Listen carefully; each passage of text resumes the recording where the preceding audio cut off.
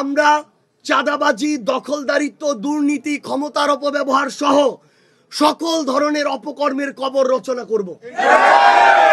আমরা যদি এনসিপির পক্ষ থেকে সংসদ সদস্য নির্বাচিত হয়ে পঞ্চগড় একের প্রতিনিধিত্ব করতে পারি, কোন রাজনৈতিক দলের নিরপরাধ মানুষ বিন্দু মাত্র হয়রানির শিকার হবে না। পঞ্চগড়ের পাথর সমৃদ্ধ একটি এলাকা, কিন্তু সেই পাথর উত্তোলনকে কেন্দ্র করে চাঁদাবাজি, দখলদারিত্ব দেখেছি। আমরা এই পঞ্চগড়ে প্রশাসনে রাজনৈতিক হস্তক্ষেপ দেখেছি।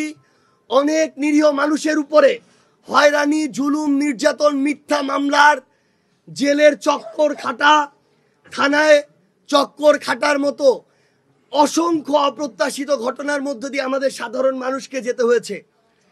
আমরা জাতীয় নাগরিক পার্টি এনসিপির পক্ষ থেকে আমি আমার পঞ্চগড়ের মানুষের কাছে এই ওয়াদাটি করতে চাই, পঞ্চগড়ের মানুষ যদি আমাদেরকে সহযোগিতা করে, সমর্থন করে, আমাদের জন্য দোয়া করে এবং আমরা একসাথে যদি এনসিপির পক্ষ থেকে পঞ্চগড় এক আসনে আমরা জাতীয় সংসদে আগামীতে প্রতিনিধিত্ব করতে পারি, আমাদের এই পঞ্চগড়ে আমরা চাঁদাবাজি, দখলদারিত্ব, দুর্নীতি, ক্ষমতার অপব্যবহার সহ সকল ধরনের অপকর্মের কবর রচনা করব।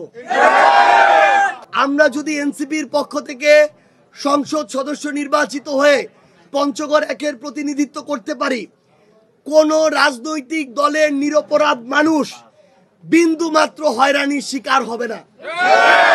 আবার কেউ যদি অপরাধী হয়, সে যদি আমাদের রাজনৈতিক দলেরও হয়, তাকেও আইনের আওতায় নিয়ে আসার ব্যবস্থা আমরা করব।